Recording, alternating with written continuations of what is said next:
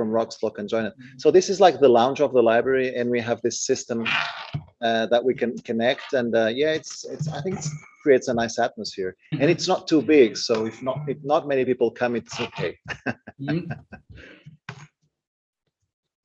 I wish we will could see. Sorry, go ahead. Yeah.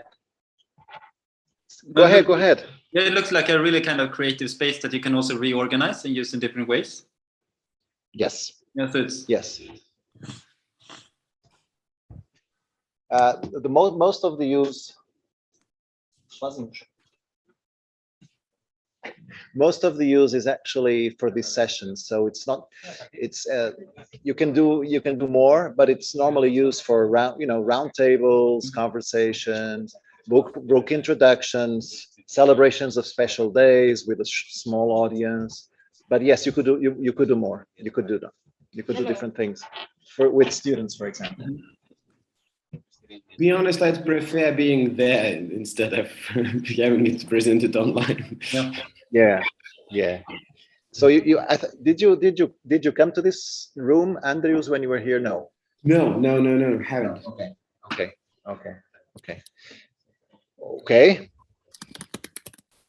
You will have the time. Yeah. So what we'll try to do is that we'll start the YouTube session on time. So in 3 minutes, I'm expecting a couple more people to come up. So at least we have.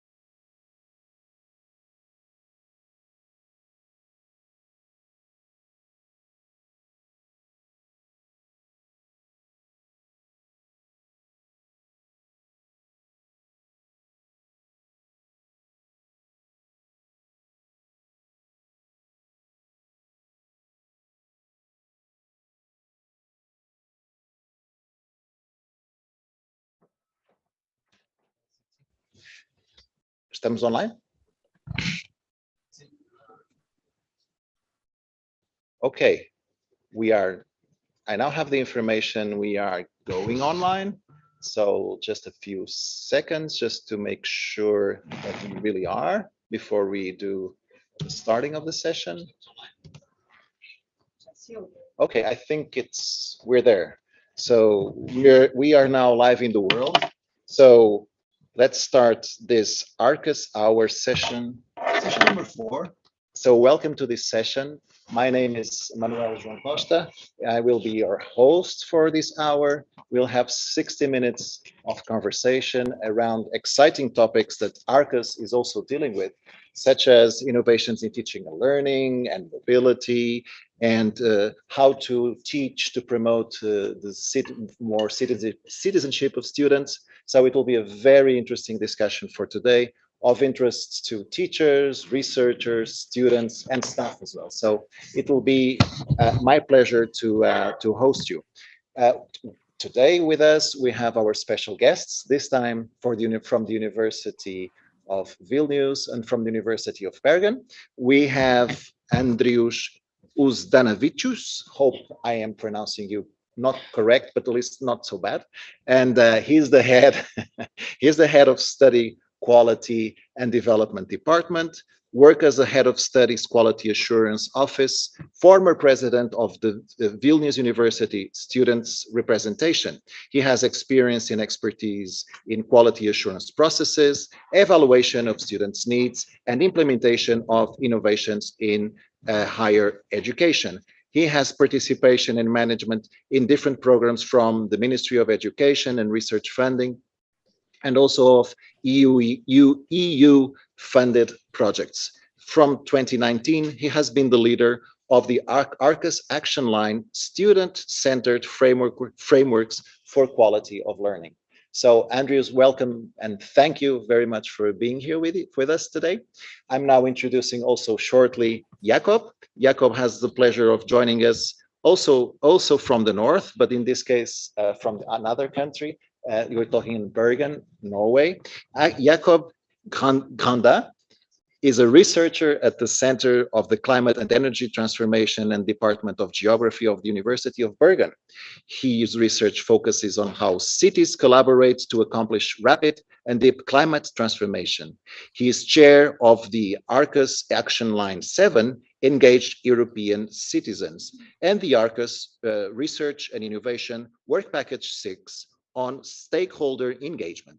And in this quality, he's been here with us because he has been leading, like Andrews, the works of Arqus in the first round of the Alliance since 2018. He also leads the University of Bergen Collaboratory Platform for Student-Led and Interdisciplinary Education on Sustainability Issues, which won the University of Bergen's award for teaching excellence in 2021. Looks very interesting. Hopefully within the Arqus, you will be able to tell us a bit more about this initiative too. But what brings her today, again, is Arqus. And this Arqus Hour sessions, they are intended to explain, to enlighten, to clarify what has been the work of the Alliance since it started. Almost 4 years ahead, after the Alliance was founded, there's been huge amount of work. There was a meeting last week of the steering committee in which presentations of several action lines, which are the names of the groups that Arqus, the names chosen for the groups of Arqus that work around main topics, and all the action lines presented a myriad of initiatives, a myriad of interesting initiatives. So for those who are not aware of what has been done, we have the pleasure of having with us today Andrews and Jakob, and we have had the pleasure of having other colleagues with us to explain to us, to discuss with us, what is it that Arqus has been doing. And here we are again, and we are just about to start. Just for you who are watching also online, welcome as well. Welcome to everyone in the room.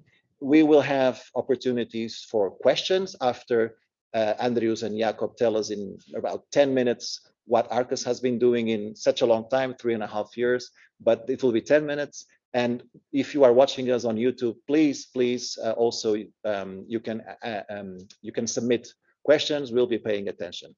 After the presentations are ended, we have here colleagues from the University of Minho that I will present at the moment, who will co-lead with me the discussion that comes afterwards. Is that okay? So if everything is clear, and without further ado, I'll give the stage to Andrews. Please be my guest. Thank you, Manuel, for such a nice introduction, and of course for a great idea of introducing Arqus to Minho University, and for having us. as you mentioned, I'm going to present one of the action lines in Arqus Alliance. I'm not going to talk about the Alliance itself. I hope that the idea of what it is already clear, or at least a bit clear in the community. My action line is called Student-Centered Frameworks for Quality Learning. Since we have only 10 minutes and want to have time for discussion, I'm not going to go into too much detail into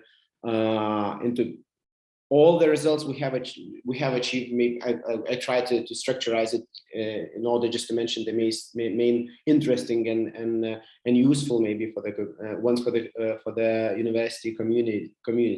Do you see my screen? Is it okay? Yeah. Okay. Yes. Okay. So. In the mission statement, the first version of the mission statement signed by our rectors in 2018, we stated that the Alliance aims ultimately to have a shared academic offer, it's basically the ultimate goal of the Alliance, and to share new forms of mobility and best practices for recognition of all kinds: credit mobility, formal, informal, non-formal learning, prior learning, service learning, and of course the recognition of qualifications. And also Alliance aims to share the innovative and inclusive learning and teaching methodologies and staff development initiatives. And this idea described in the mission statement became three main pillars in our action line, which are enabling staff and students via innovative teaching, fostering student-centered and research-based learning through joint and flexible curricula, enhancing the development of mobility and recognition. Basically, these three parts mentioned in the mission statement are, as I mentioned, the pillars of the action line and of all the activities we do. I'll go into detail in this in a short time, but just shortly to present the structure, maybe just very shortly. We divided these things into 8 main activities: pedagogical labs, which is basically workshops for teachers; Arqus Teaching Excellence, which is promoting teaching quality and innovation in teaching; mobility windows and Arqus Twinnings for promoting short-term and long-term mobilities, structurized mobilities inside of the curriculum; innovating in joint study program development, that's obvious, creating joint study programs; Arqus on the Move, creating structures and infrastructure for mobility of staff and students; and 2 last ones working on recognition of study periods abroad, qualifications, and recognition of non-formal and informal learning. We have a lot of challenges, different challenges in different universities regarding recognition of either formal and informal, non-formal education. So we're trying to work on these issues and somehow to overcome these challenges. And immediately into the actions or the results that we have achieved with within these 3 main pillars, talking about the first one, fostering student-centered and research-based learning through joint and flexible curricula, or simply put, quality teaching or teaching innovation, and everything related to teaching. We can put it that way. Oh, sorry. This one. First one is enabling staff and students via innovative teaching. That's innovative teaching or teaching excellence. What we did here was organizing. We organized workshops or trainings for teachers on different topics.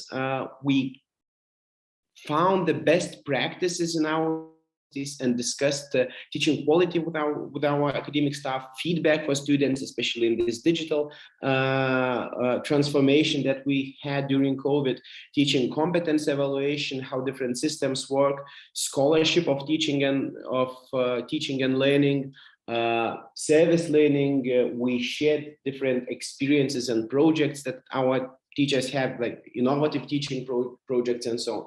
So basically what we did, instead of organizing trainings only for our university staff, we usually try to, especially if they are organized in English, we try to share this offer, and if they are offered online, we try to share this offer for all the Arqus community, and everyone can join in and learn from these experiences. All the project is based on we are trying to base all the activities and all the projects on the best practices that we have. So this is kind of a great opportunity to learn from each other on different topics of didactics and teaching innovation. So workshops, kind of clear activity. Arqus Teaching Excellence Award. We organized awards for our teachers in 2 categories: research-based teaching and enabling students. Basically making students more engaged into their learning. In this sense, of course, we had to create criteria, calls, and so on. But we were really happy that in Padova we were able to award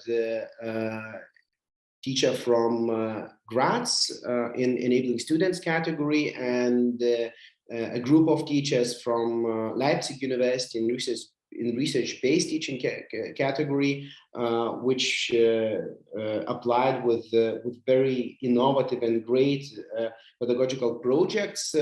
Actually, we had, I think this call was really successful. We had 65 very interesting applications, and the jury had a tough job deciding which are the best, but we've selected the winners, and we gave out 5,000 euros each for each teacher or teaching group for further development of their teaching or of their competences. So, and of course the attention and the communication on importance of innovation in teaching and learning, and that's why this award is created, basically to promote quality teaching culture inside of our universities. Also, we created guidelines for Teaching Innovation Fund. What we are planning to do in the second Arqus version, let's say Arqus 2.0, we prepared for that. We created guidelines for innovation fund. Basically, the idea is to give resources for teachers that want to innovate in their teaching. Whether it be, I don't know, if teacher wants to create something new in his or her subject and needs teaching assistant, designer, IT staff for to help them, or whatever else the teacher may need, we were planning to provide funding for these kind of innovations starting the second round, and also created kind of a policy document, Arqus Teaching and Learning Quality Commons, which basically describes what do we mean by quality teaching, what quality teaching in Arqus Alliance is, how universities can promote it, how students benefit from that, and so on and so forth. So basically, that's an overarching policy document that describes really where should we head to, and how the culture of quality teaching should be promoted. So in this part, basically, workshops, teaching award, innovation fund. Then we have fostering student-centered and research-based learning through joint and flexible curricula. That is basically collaboration in our teaching, between our teaching staff, from the shortest and smallest one, Arqus twinning visits, to the most intense and broadest ones, joint study programs.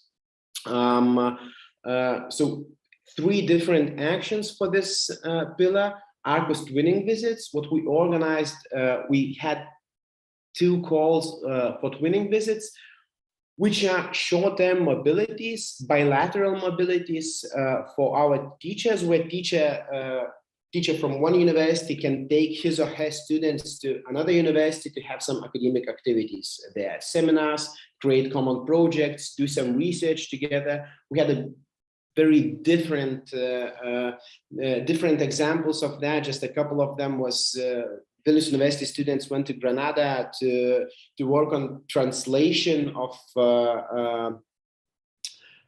They created a booklets for tourists in Granada and worked on translation from English and to Spanish, or from Spanish to English, actually, that were translation students. Basically, they created this for tourism center in Granada. The other project was IT people try to do research on how to make the counting system in buses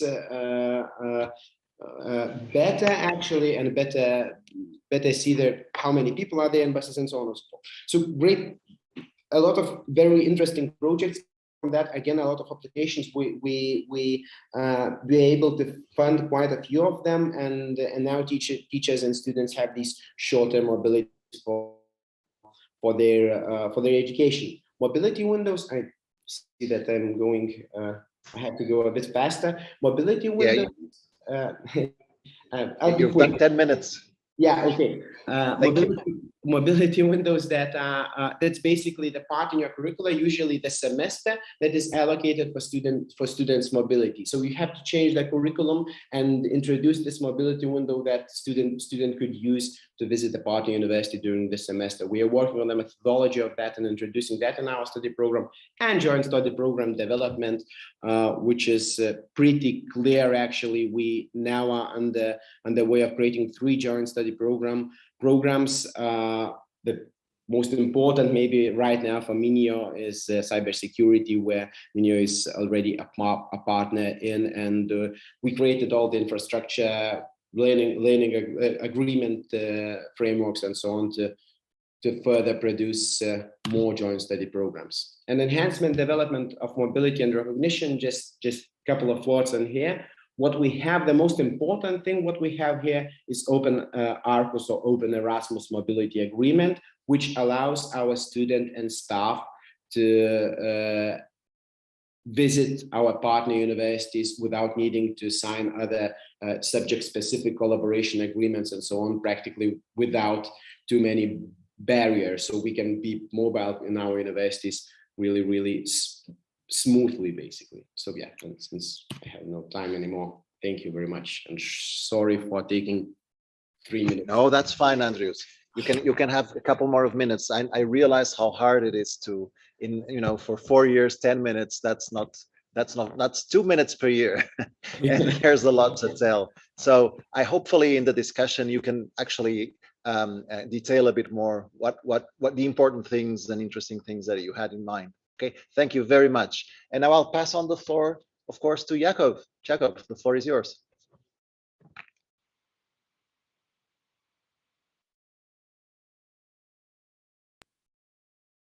Thank you. So I'll just share my screen. 3 years of Zoom, still trying to figure these things out.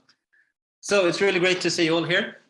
So I'm Jakub Grandin from the University of Bergen, and I'll say a couple of things about our work in Action Line 7 on engaged European citizens. So I'll both share a bit about our different types of activities we've done, and also more about kind of the general ideas behind this approach. So the purpose of our action line is to develop a challenge-based approach to educating critically engaged European citizens in times of global uncertainty. So what we really have tried to do in Action Line 7 is basically to kind of place our students and also our academics in kind of relation to the grand challenges of our time, and see how that kind of leads to interesting reflections also about citizenship and our role in Europe. So in Action Line 7, we have a range of different activities. Most of them are focusing on concrete academic activities. We're creating courses, local study programs. We created a couple of massive open online courses, training workshops for staff, and also a repository to store learning resources. And I would say that most of our core activities are organized as part of what we call the Arqus Collaborative Program, which is an intensive challenge-based learning program that has been running each 2 spring semesters now, focusing on engaged citizenship in an uncertain world. Last year's theme in 2021 was climate risk, and this year's theme was diversity. The Arqus Collaborative Program consists of 4 different components. One is and it's organized around the challenge-based projects that are organized as local courses at the currently 7 different Arqus universities. So we've had about 20 projects, interdisciplinary projects per year. We've involved around a bit more than 100 students per year, working in interdisciplinary groups together with societal stakeholders, sometimes more in terms of research projects and sometimes in more practically oriented projects. And some of these projects have also gained some impact in society. So for example, the challenge projects in Granada this year on sustainable mobility, we're also able to kind of get recommendations from those projects directly into the sustainable mobility plan of Granada that is currently being organized. So I think this has been a very interesting approach for us to work very closely with stakeholders in that way. But to support these local projects, we've created this layer of international collaboration, which consists of the Arqus Winter School, which has been an intensive introduction to the program, a 1-week intensive course. Last year's course was a virtual course hosted by the University of Bergen on climate risk. And this year we had an in-person course in Granada for 1 week, where we explore diversity from different points of view through both kind of lectures and workshops and different types of excursions. We also have a layer of virtual collaboration between these project groups, where they both work together in workshops at different sessions, and also they're also paired to give each other kind of peer feedback. So they work together to provide feedback in different ways. And then we also have the student-led forum, which is meant to be kind of an academic conference created for and by students. So here we've involved our students in this program to both kind of discuss the format of this student-led forum and also design the content of this.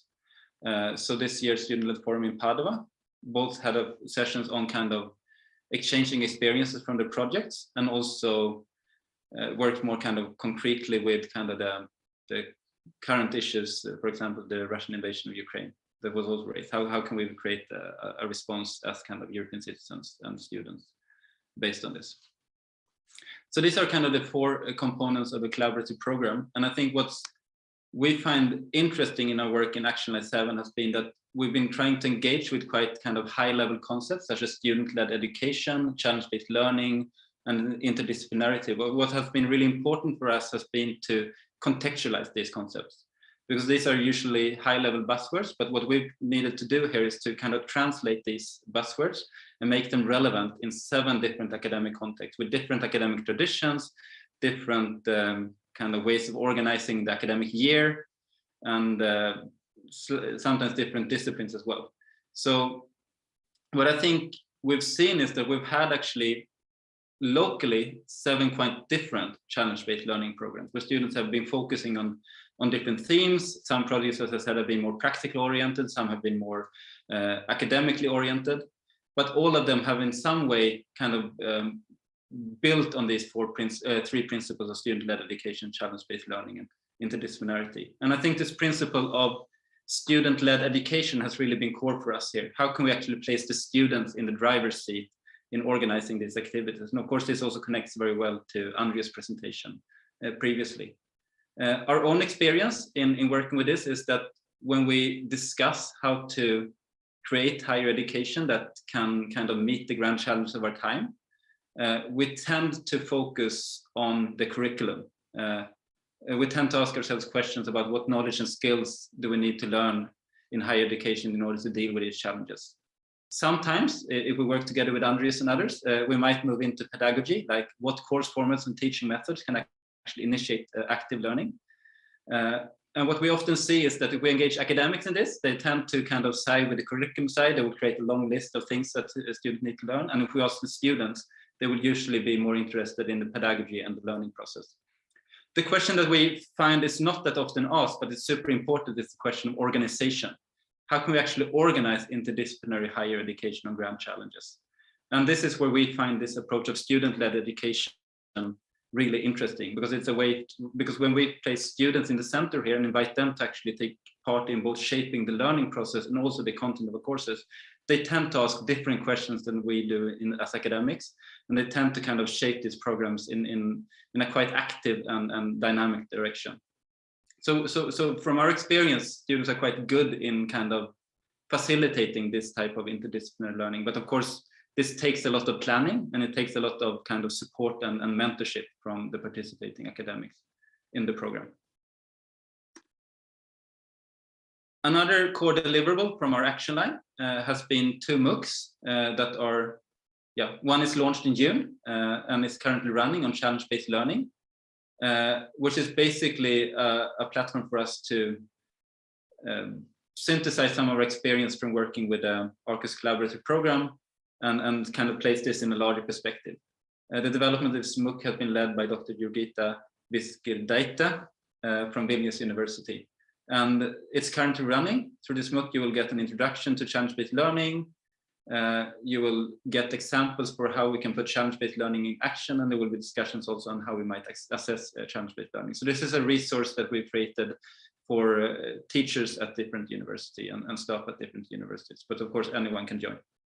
The other MOOC, which will be launched in September, is on mental borders, physical borders, and the shaping of modern European identity. This work was led by Dr. Lena Argita from the University of Granada. And this MOOC will explore kind of European identity from a multitude of different perspectives, and will also then touch upon issues of citizenship and kind of responsibility in relation to these challenges which facing both in the world and also in Europe at this time. So if we would just reflect a bit on like what we learned from doing this work together, kind of some of the strengths and challenges from our work, I think what we found is that working through Arqus with concrete academic activities together with research and students has been really, really interesting. And I think Arqus has allowed us to kind of create a laboratory for teaching and learning across the university, where we've really been able to learn a lot from each other.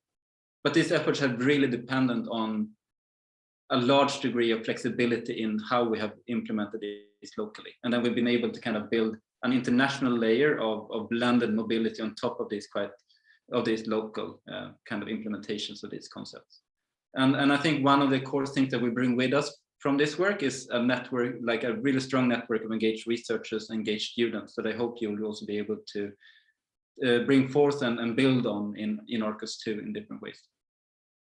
I think there are also some challenges in this work that I think it's good to be aware of, and that's one is that it's been quite a complex and time-consuming activity. I think we've now been able to create some kind of structures and frameworks that will kind of simplify the development of these programs in the future. But still, like when we are doing academic education, of course, it is time-consuming and demands work hours for the participating academics. And this is something that we will need to figure out a way to solve. This year it's mostly been kind of engaged academics working on weekends, and I think it would be interesting to see how can we actually implement these programs more in kind of in the formal structures of the university and make sure that people also get remuneration for the time they put into this. Aligning academic semesters of 12 universities or 7 universities will be tricky, and this is something to keep in mind. And I would also say that making sure that we actually balance the engagement and ownership of this program across the institutions is a core issue here. I would also finally say, like, how could we actually create an Arqus student body from which we could actually make these types of programs student-led in practice? Right now, we've had kind of this quite temporary student body, but it would be really cool if we could kind of create a larger culture of students across the Alliance that could also then engage in its discussions about academic content of courses and also the form of learning that we have. So to sum up, I think this has been dependent on a flexible approach based on challenge-based learning, placing students in the driver's seat, stakeholder engagement, and interdisciplinary learning. And in the future, even though the University of Bergen is not formally part of the Alliance, we as people and individuals are very happy to engage. So if you have any questions, please just get in touch with me, and I'll be very happy to continue these discussions and also collaborations in the future in any way. Thank you so much. Thank you, Jakob. And again, thank you, Andrews, for being able to synthesize so many interesting ideas and challenging ideas, I would say, in such a short time. So now we have some time for questions, but before I will start with the questions that we have some questions circulating in our WhatsApps. I will introduce my two co-moderators. I'll first introduce Philippe Rocha. He's our director of the Education Support Services. He holds a degree in Portuguese and French teaching, a post-diploma on techniques and context of online learning, and currently he, of course, is the director of the Education Support Services that integrates also the support to our Teaching and Learning Center and welcoming of students, a program of students as partners to welcome new students and other programs. And he is with us in particularly because he's co-leading from our university the new work package in the second round of Arqus related to the student-centered Arqus, the student Agora, as it was named. So, Philippe, thank you for joining us. And I'll introduce Magda Pinheiro. She's from a connected endeavor, but from a separate way of working. So she's with the accreditation. So Magda is also holding a graduation in teaching of Portuguese with specialization on inclusive learning techniques, and he has a postgraduate education and specialization around assessment. She works at the University of Minho from quite a few years, only a few years. And at this moment, she coordinates our accreditation of Office of Accreditation of Courses, and in also Arqus, she's also co-leading from Minho the package related to innovative joint degrees and how to accreditate them. And she's actually been involved in the cybersecurity program, inter-university program that Andrew has mentioned, and that we're very proud actually to start putting our hands and feet on something that Arqus is doing, which is great. So I will now go to the backstage, if not really the backstage, but I will leave you with Philippe and with Magda. And yeah, Philippe, go ahead. Well, thank you, Jacob.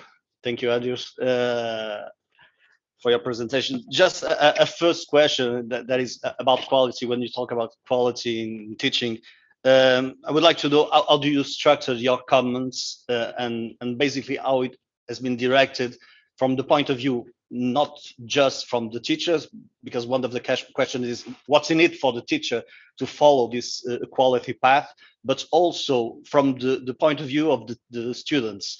We talked a lot about the student-centered work, but there's always some kind of problems trying to put the students in the middle of the discussion, but also participating. In this moment, I'm also a student, so I will take the floor as a student, asking how do you engage students in this process? Because it's always difficult to feel that our input is being recognized in the process. We talk a lot about this student-centered, but the effective participation of the student is not always effective. So I would like to know which were the main difficulties that you had, and also how did you change, and if you realized to do it, change this mindset of the university, the teachers, in this collaboration with the students. Go ahead, Andrew. It seems to be a quite easy answer. That's kind of question I think that all universities and all teachers try to answer, how to engage students. And of course, Jacob, I think, and will definitely have something to add from the experiences of their program that they created during our, but so usually what you try to do is to activate students. I mean, what we tried in Arqus is well, working with teachers and providing them tools of how to make students more active. Of course, all the time you'll have passive ones, more active students and so on. But these tools that again, Jacob is creating, that we are sharing experiences on, help students to become more active. And it's usually the same question. Okay, but students just don't do what we want them to do and so on. And I always try to say, actually, if you're trying to do that alone in the study program, and students have learned already to be passive learners, it will be very difficult to change. And what we see after trainings, after active teaching or active learning trainings in teachers, the response from students in the questionnaires, in the quality questionnaires that we provide them after each course, the scores of teacher becomes lower at the very beginning, because first thing, he's or she's trying something new. The second thing is students are not used to that, and they have to work every lecture, and they are not used to doing that. So what we try to do to tell teachers, don't pay attention to that at the very beginning, because, well, students are not used to. And of course, it's much easier from the very beginning. So because that's the transition from school to university. And if at the very beginning, in the first year, you understand how the system works and how active you have to be and how much work you have to put into your studies to get the competencies that your teachers are trying to develop in you, or that you have to develop during your studies, that's way easier to change the culture, I would say, of passive learning to more active one. So we don't have an answer in that, definitely. I think everyone is searching for answers, but what we're trying to do is to share experiences and help teachers see different perspectives. The same is with students. We're trying to engage them in different activities, as Jakob mentioned, the study program, all these mobilities. Then they really see the value of learning, and when you immerse them in the international community, especially, they're much more keen to learn from each other. But I'm sorry that I do not have an answer to that. Maybe just a short take on it, and Jakob can definitely add something more, I think. Being a best teacher award nominee in Bergen University. Well, I would say that I agree with your what you've said here. I feel that I also come from a kind of a university culture that is quite passive, and where students are kind of trained into becoming quite passive kind of recipients of knowledge. So I think when we try to create another type of education that is more kind of student-centered, student-active, and sometimes student-led, we also need to create new types of structures for learning and kind of ease students into this new role of being more kind of active producers of knowledge and more kind of active co-creators of the education. This is not something that happens spontaneously if you just open up the space, but actually we need to create a structure for this that is quite well planned and well thought out, and also it needs to be facilitated, at least in the beginning. I think there's a very big role for academics and teachers here to actually facilitate this student-led and student-active learning as well, because this is not something that I think our students develop the skills to do on their own at the moment. But maybe if we would twist the system, as Andreas is suggesting, they would actually develop these skills and be able to take more responsibility. So I think what we also need to do here is to kind of systematically train our students and give them the tools to actively participate in discussion. But I would say that there also, I think we also need to note that changing this culture is also, as Andreas also mentioned, is challenging for our students as well. This is not necessarily something that comes easy for them, and it's definitely something that puts them in a situation where they will also feel uncomfortable and where they will feel that many things are uncertain. And this is definitely things we hear in the evaluations from our activities, both through the Arqus program and other local activities here in Bergen, that they feel quite uneasy in the beginning when they're trying to figure out the role they have and what the expectations are. But when they are starting to figure this out, they kind of really like the approach as well. So I think that we should also, when we create these things, we should trust the process, and we should trust that this kind of feeling of messiness is actually part of the learning as well, and might actually open up for other ways of learning together. And just a short addition to that, the part of the question that we didn't mention, what is it in it for teachers? And well, at least research shows that it's more enjoyable teaching when you have these tools to engage students and having more engaged students. Of course, it's more enjoyable than seeing only passive faces listening to you. But on the other hand, teaching quality and all these things, first of all, has to be somehow accounted in your promotion procedures, which is usually based on research, and we are trying to change that, at least in our university, and to provide the change of culture in these promotion procedures. And also we need, as institutions, and what we state in our teaching quality comments, institutions need to provide enough support for teachers. That is funding for their innovation, as we're trying to do. That is training, promoting, sharing of experiences because let's say in our workshops, even when we have a topic and we have an expert on topic, the most valuable thing is teachers getting together and discussing their best practices. Doesn't really matter what topic it is, doesn't really matter how knowledgeable the person giving the presentation is. The most important thing is they have an environment and an opportunity to share these things. And universities need to promote that, basically to create value in good teaching and create develop competences and support developing competences of teachers. Yeah.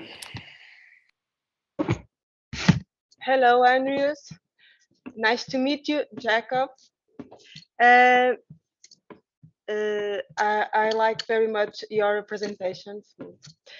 Student-centered frameworks for quality learning is a very important action line in Arqus Alliance. To promote mobility in Arqus Alliance, can we begin with short study periods like summer or spring courses? It's a suggestion.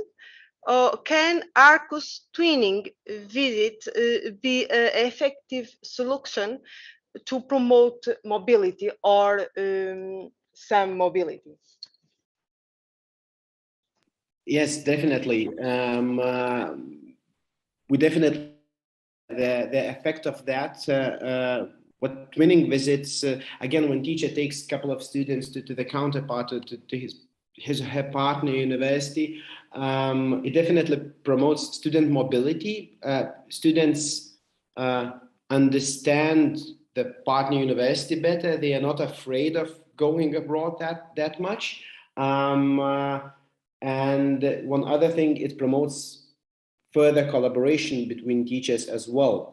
The exchange of teachers in the study program that was involved. We have research projects already being born from these twinning activities, common research, joint research publications, and so on and so forth. So as a tool to promote short-term and then later longer-term mobilities is definitely there, and it helps. We also try to implement to promote blended way of twinning, basically having some activities online before or after what physical activity, or having just a virtual exchange between students where they get together. And also one more tool that we are definitely going to use in the second round, let's say, is blended intensive programs, where basically students from at least 3 universities will gather together. It's very similar to these twinning visits. It just has to be in a blended format. So basically you need some online component. You need 3 universities instead of 2, but European Commission under new Erasmus funding scheme will provide the funding for these type of short-term mobilities. And we're definitely going to make use of that. May I? One more, please. Jacobs, we are living in a difficult period with the war of Ukraine. For example, how can we promote more tolerant European citizens? More tolerant European citizens.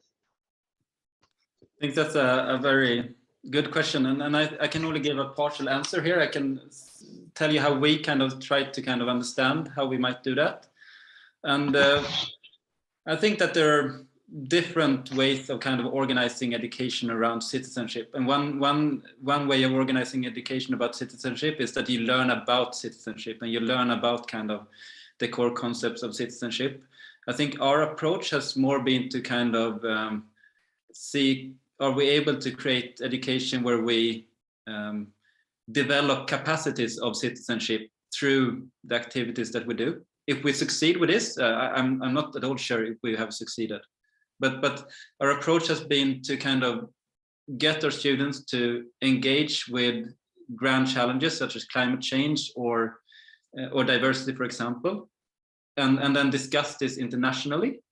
And then we've asked them to reflect on how does this then what are the implications of this for how we kind of engage as citizens? What are kind of the implications for this of our individual responsibility towards others, and what are kind of the implications of this for European responsibility in the world? And to do this, we will of course discuss some kind of general principles of citizenship as well. And personally, I find that approach more interesting in the way that it's very practical. But I think we still need to kind of assess whether they have actually been able to develop citizenship capacity through this. From some of the reflections, we think they have, but we haven't really been able to measure this in a more quantitative way.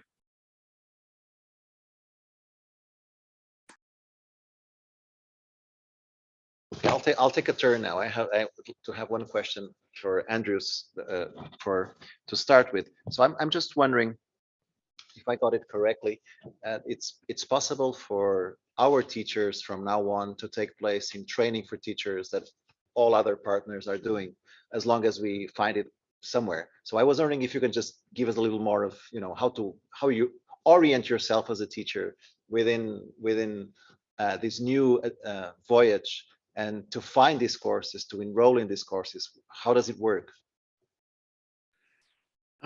Basically, right now we published a call to Arqus website, and also our internal websites, university web pages or sub pages dedicated for Arqus, and it's up to each university on how they communicate it to their community. In our case, we just send out an invitation for all teachers, or if it's some kind of a subject specific thing, we only target one or a couple of faculties, or the training is only for a couple of people, let's say. I mean, the university that's providing the training can include only a couple of people, then we just select a couple of candidates. But it's up to each university, and we usually distribute this information via coordination, via communications team. So yeah, that's basically the short answer. And on the second, again, what we are working on right now is to create a platform on Arqus website where we could share all the tools, methodologies, and maybe recommendations for innovation in teaching, or quality teaching, or active learning, let's say, and a calendar of all the trainings that we are going to have. So it's yet to come, but right now it is at each university.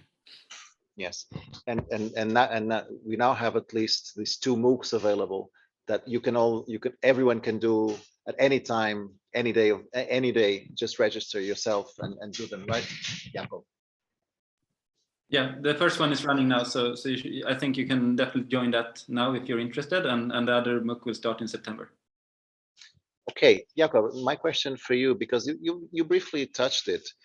There's a complexity there in what this wonderful idea of the collaboratory program is trying to achieve. There's a complexity of you do things differently. I presume you access things that you're not in the same model that you're used to. So there's a number of complexity things there, and I was wondering how is the student journey? So if I'm a student, and I meet one of those programs, how does it work? I mean, I enter a course, and the course is completely different. It's part of a course. What is it for me as a student? How does it work?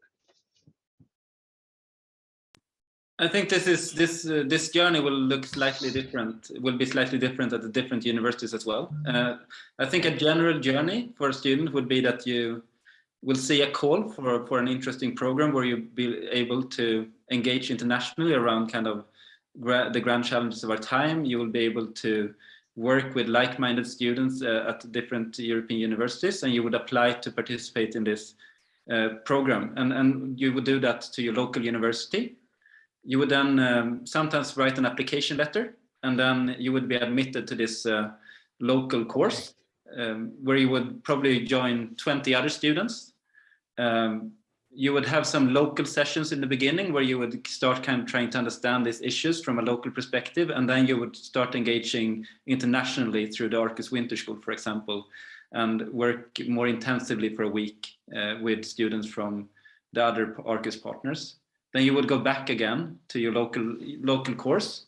You would start your project, and you would start engaging with stakeholders. You would start with kind of doing some data collection, for example, and you would get supervision from your kind of local teachers at your local university. But at the same time, you would kind of keep this line of communication open with your kind of friends across the Alliance, both kind of informally and also through some structured sessions. And then you would meet again at the student-led forum, where you would also kind of co-create this event together. So I think that would be the student journey. I think this journey would feel, if you're a regular student from the University of Bergen, this would feel like a quite a different thing, both in terms of the expectations, but also in terms of the freedom and responsibility that you're given as a student. So I think you would probably as a student feel that if I'm going to make the most out of this program, I really need to engage actively. And I really need to prioritize this program just as much as my other studies, even though they might not kind of lead into my formal degree, depending on kind of the structure of the rest of your study program. And you will also need to work with people that are difficult, because you will need to work with people from other disciplines. You will need to work with people from other countries with other kind of academic cultures or other expectations. So this will also be a tricky kind of and quite challenging and messy process of kind of trying to figure out where are we going, how might we collaborate on this, and how might we actually get these projects to run in the end. So it won't be an easy journey all the time, but I think when you reach the end of it, you've learned a lot, and that you can also reflect on in the end. Okay, so it's not a unit in your program, it's something that's more extra curriculum or something like that. This or is not necessarily. This is one of the things that is differently implemented in different universities. In some universities, it's part of a kind of a regular study program, and then it's usually kind of a more kind of maybe narrow framing of the questions we're dealing with. And in other places, such as in Bergen, this is an elective course that some students will include in their degree, while others do it just because it's a good thing to do on the side. But I think reflecting into the future here, I think if we can find ways to kind of connect existing programs, to kind of tweak them and maybe revise them a bit, but kind of connect them and then kind of ground this international collaboration more in kind of the core activities of the university, rather than kind of creating a parallel track of challenge-based learning and education for sustainable development in national collaboration. I think it would be much more interesting if we could integrate this in the core activities of the university. It's difficult maybe practically, but I think that's where we should go. It's not difficult, it's challenging. Challenging, yeah. So we have a question for someone who cannot be with her today, Rui Lima. He's also the co-leader in one of our action lines, and his concerns relates to the leadership process and how to organize work. And so his questions deal around how did you organize all the people that we presume there must be quite a number of people within institutions, across institution. How you have an action lines, you have all this subtasks, or maybe it's the wrong name, but you have these sub elements of the action lines. So can you give us an idea how you sort of organize all this so that we as starters can start better? Andres, would you like to start?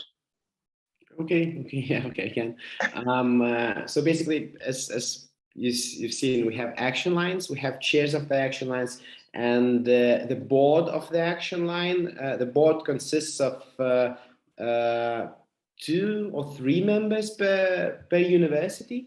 It depends. So basically 21 from 14 to 21. Now it's 16 to 24 members, which are responsible for basically overall coordination of the action line, and makes decisions on different products the action line produces, and decides on the plans and so on and so forth. But the real work and the production of these results goes on in so-called, we call it task forces.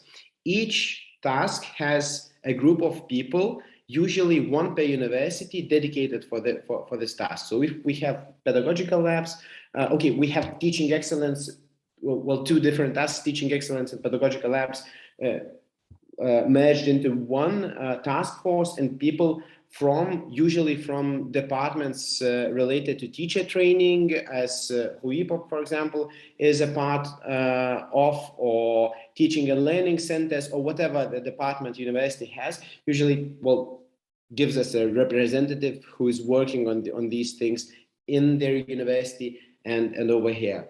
With things related to mobilities, there are people from international offices who deals with Erasmus mobilities, again working on an open Erasmus agreement and similar things. So all the work is being done in these task forces that is coordinated. Again, the coordination of the action line is actually shared. Of course, we cannot overlook all the activities. So let's say Graz is coordinating teaching excellence. Bergen is coordinating mobility windows task force, and so on. And these coordinators of the task forces communicate to the action line board as for decisions, and to the coordinator of the action line being B or Jakob, and that's how we work. So basically, there's like, I don't know, around 100 or more than 100 of people involved only at least in my action line, because for example, we can go even deeper from the task forces if we have a joint study program task force, which is the administrational people working on the learning agreements and bureaucratic issues. We go deeper and we have academic groups of academic people working on 3 different study programs: cybersecurity, European studies, and translation. And there we have the involvement of the professors. So yeah, this cascade goes even deeper depending on the action line, but the overall structure is board and task forces. Yeah. Maybe I could Jakob, would you like to add? Yeah. I could add, I think we learned a lot from kind of struggling to figure out how to organize these things, and I think Andreas gave a very clear presentation of how our work is organized. If I would give some very, very practical thoughts based on our work in Action Line 7, I think one core thing is to accept the uncertainty that is inherent in this process, that we can't have all the answers, and we're not able to make kind of a Gantt schedule that will kind of work for 3 years. We need to be adaptive, and we need to be flexible. And there are different academic cultures and different organizational cultures that have more or less kind of tolerance for uncertainty. But I think this is something we need to accept. And we need to kind of learn as we go. At the same time, I think that the things that can be structured, we should really structure them. To provide a meeting plan for a year is really useful, because then we can really kind of have those things done. We know when we'll meet, how we'll meet. We don't need to kind of mess with calendars several times a semester. Having clear agendas for our meetings and kind of clear goals are really useful. But I think the largest question, I think, is to focus on what matters. I think in what we've also learned in Action Line 7 is that we ended up producing quite a few things that didn't really matter. Resources that we spent a lot of time developing that just a few students used, for example. So I think trying to really look at the activities we do and make sure that the things we do have direct impact on students, on researchers, or on admin. I think that's super important. Let's not spend time producing documents or videos that end up in a drawer. Let's really make this kind of matter for the people that we work with. And just That's a message around efficiency and empathy as well. Be empathetic to what you're doing, about what you're doing. So we're really running out of time. Philippe has one last question. If you have one more minute to stay with us, and then I think we'll just have to close maybe with a final message from you. Philippe. Okay, very quickly. Just a question about students. As a student, I would like to know how many students were involved in this action line. In development in this huge team of 100 persons, how many students were involved, and did they accept to participate and to be heard in this context? At least in my action line's case, not a lot. I would say up to 10 maybe. I try to remember now. A couple of them were involved in development of mobility windows and the guidelines for mobility windows. A couple of them were involved in creating workshops for teachers. We had a conference. Okay, we had also the workshop for European Students Card, maybe there, but still we had a couple of students organizing that with the help of our international relations department. A little bit more students participated in it. So in the creating of all the results, I wouldn't say that much, but again, participating in the activities, for example, twinning, especially in twinning activities, we had quite a few of them we already implemented. I'd say 14 to 20 twinning activities. Each had at least 5 students, so around 100 students went on short-term mobilities there as well. So that would be the approximate numbers that I would say. And I can say from our action line perspective that as participants in this program, we had 140 students last year roughly, and 90 students roughly this year participating. I think the ones that were actually participating in kind of organizing activities such as the student-led forum, maybe we have 25 at the first workshop, and then an active team of 10 that were really kind of engaged in creating the program later on. But they were often representing a larger group of students and had kind of local meetings as well. So you do have developed some experience in engaging students. You do have achieved a number of initiatives around different types of models, which will be very interesting for us to learn from. So that will be wonderful. And this is the way that I would like maybe to lead this conversation to a closure. Unfortunately, time is running out. I was just wondering from you that have experience along these years with Arqus, that have worked with teachers, with students in challenging processes, in trying to change organizations, change many processes within organizations. So what would be a message that you would like to leave, for example, for a student that's now from a new partner, and for a teacher that is now for the new partner? Would you like to take this next minute to leave one or two messages to our new members of Arqus, our teachers and our students? I can start shortly. 2 messages for teachers, one very concrete. Since you asked about the involvement in different workshops, so just a short promotion of that. I just remember that on the 5th of July, we'll have a whole day workshop on service learning. You can register by 4th of July, so we still have time. If you go to Arqus website and enter service learning in the search, if you're interested in, you can participate in the workshop. That's a very concrete thing to get engaged. But of course, probably the main suggestion would be, especially for younger teachers that do not have that well-established relationship with international partners or European partners. Arqus is a great platform for that. And check the universities' websites, or just go to on Arqus website under action line number 3, we have all the course catalogs put into place, the links to course catalog of each university. You can check the course catalog, check what fields of studies are there, what teachers do they have, or what subjects do they teach. And if you want to connect, to create something like twinning activity or whatever, if you want to be active in this, there's a lot of possibilities here, and just contact your admin staff and they will definitely help you. For students, again, there are great opportunities for mobilities in these partner universities.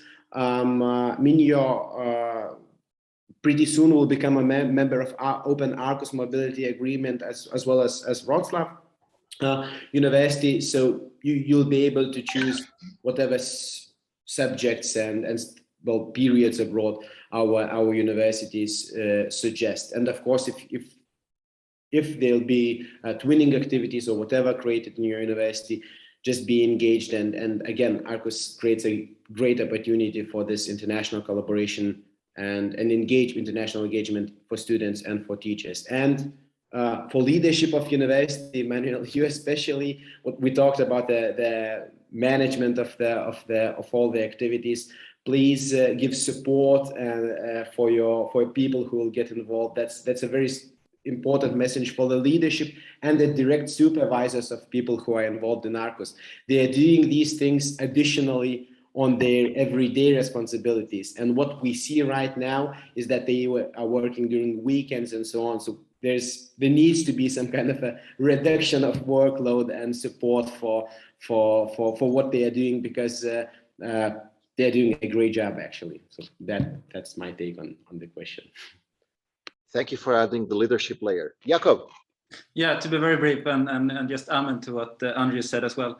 I would maybe at a slightly more abstract level say that my guiding question would be, do not ask what you can do for Arqus, but what Arqus can do for you. So basically, do not spend your time trying to fill in the indicators and meet targets for the Arqus Alliance. I'm sure there are other people that will force you to do that anyway, but try to see how can you actually use the Arqus Alliance and this amazing network to achieve your own goals and achieve what you want to kind of do through the universities. For example, how might we use the Arqus Alliance to kind of innovate and experiment with kind of pedagogical practices at our university, and how can we then do that through international collaboration? Because I think this really leads me to my second and final point here, which is I think Arqus is all about the people.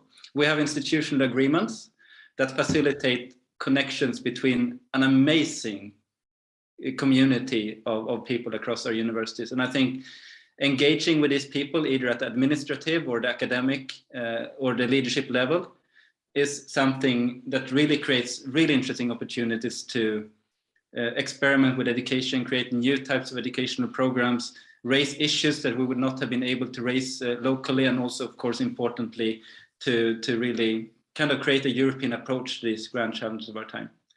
So with that, I would also thank very much for this and hope that we'll be able to collaborate again as people in the future. Yes, Jakob, we certainly hope that as well. It's an Arqus, not of stone, but an Arqus of people. Thank you for that message as well. Okay, time to wrap up, time to finish. We're 7 minutes behind our schedule. I wish to thank you immensely, my colleagues here, people who are in the room, whoever is online with us or will be watching this recording, and in particular, of course, Andrews and Jakob. I think the conversation went very lively. It was clarifying and enlightening at moments. So I really thank you for that. Just to recall everyone, the next Arqus Hour will be in 1 week. The main center of this session has been students and programs. Next week's session is about researchers and research. So if you're a researcher, or if you're doing research, and if you understand how you can find better support from Arqus or what Arqus research and innovation is all about, please come back in 1 week time. We'll be here and we would love to have you again. Thank you all and hope to see you soon. Thank you very much.